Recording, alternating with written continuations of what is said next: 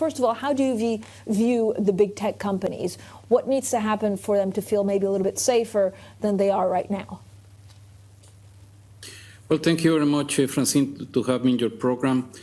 We have probably in the last decade one of the most significant developments both in technology and the financial markets is the very rapid entrance of big tech into financial markets.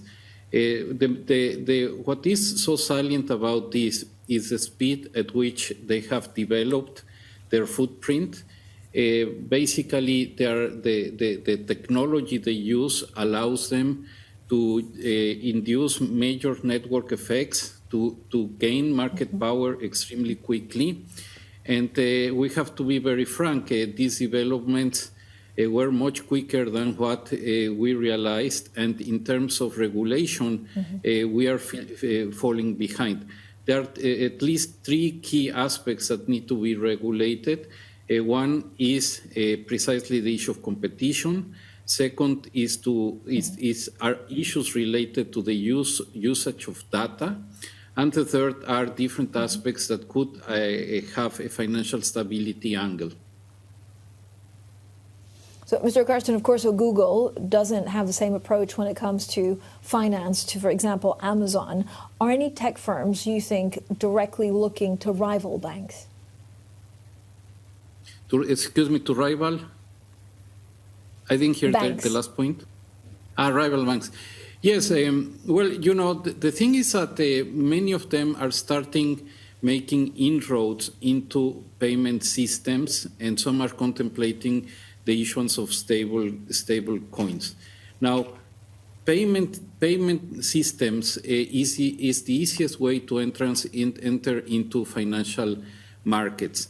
Now, what is key about it is that it establishes a very easy and rapid relationship between the client, the household, the firm, and the company. What also happens with payments is that it generates huge amounts of data. Now, if you combine the data of the payment system with the data, for example, of the network they have, let's say, in their social platform, you get tremendous amount of information, and that allows them to develop extremely quickly.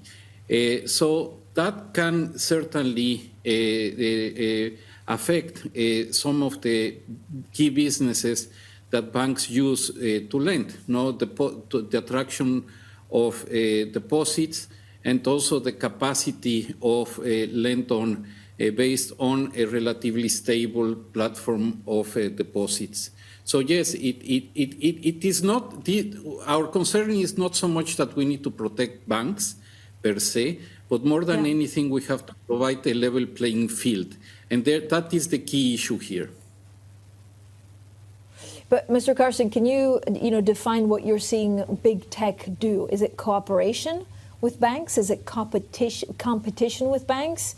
And again, what does that mean, for example, for some of the crypto platforms? Mostly is competition. And for example, commercial banks have a very strict limits to the use of data, even the data of their clients they have. That doesn't apply, for example, for big techs when they develop financial practices. So that's one key issue.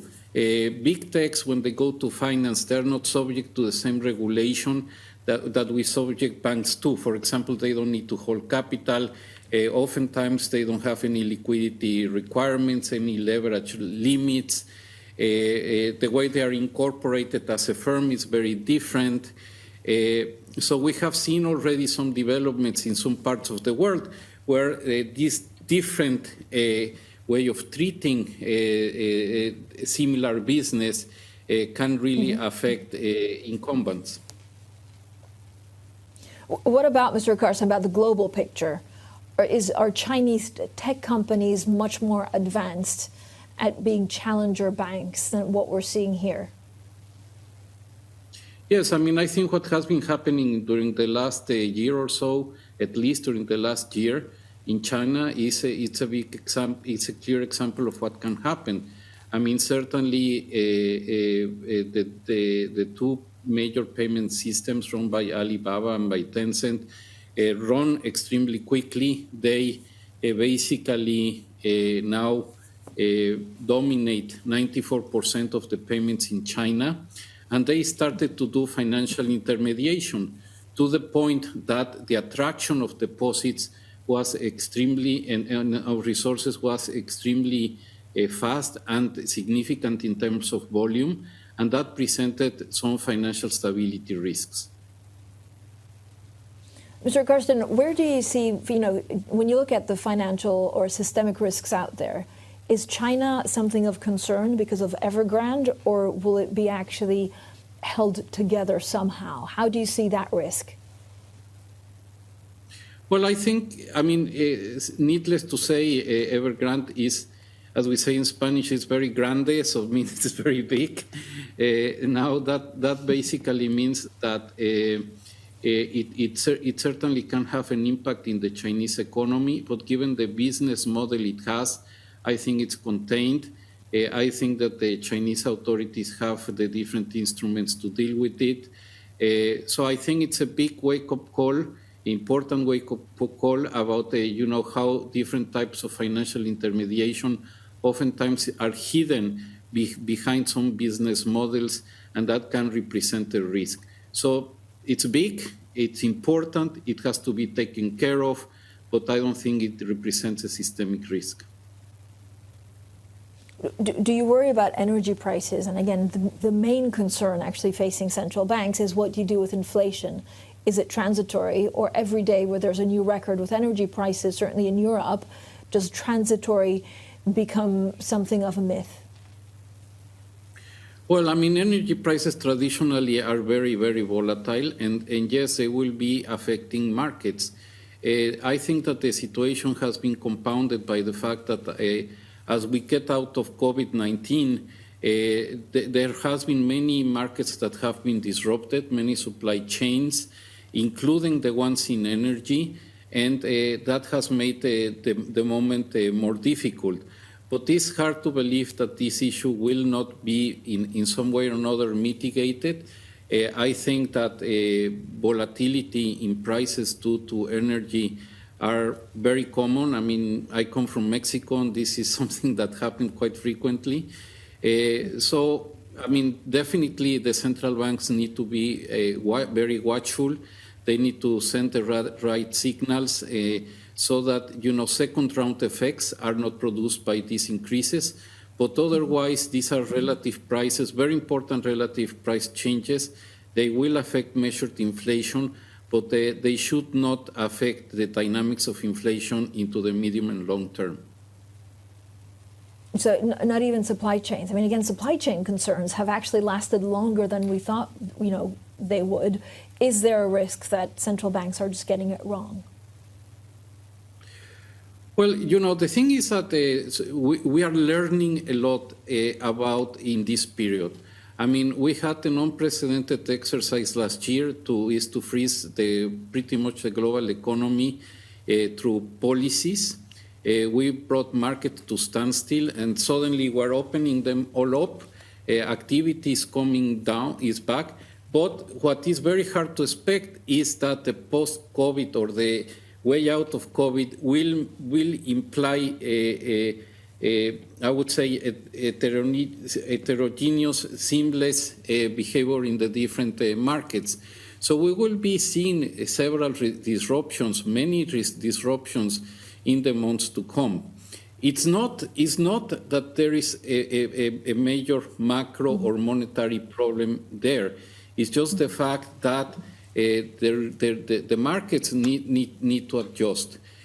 So what I believe is that we need to see through this, and I don't think it would help the global economy or, by the way, a national economy to try through monetary policy, for example, to reduce the price of goods and services that are not affected by the supply chains to compensate increasing prices in the supply chain. I don't think that would be good for the recovery. Therefore, unless Right. there really is a change in the dynamics of inflation and second-round effects are present, I think monetary policy has to continue the way it has been happening in the last months. And Mr. Carstens, finally, I also want to ask you about green finance. Is there a danger that we're creating a green asset price bubble? And if we're not creating it, how do we make sure that, you know, it doesn't come to fruition? Well, there is a lot of appetite for this type of instruments, for ESG type of instruments. I think that's very positive. What we need to make sure is what this ESG label will really generate the effects on the environment that we are looking for.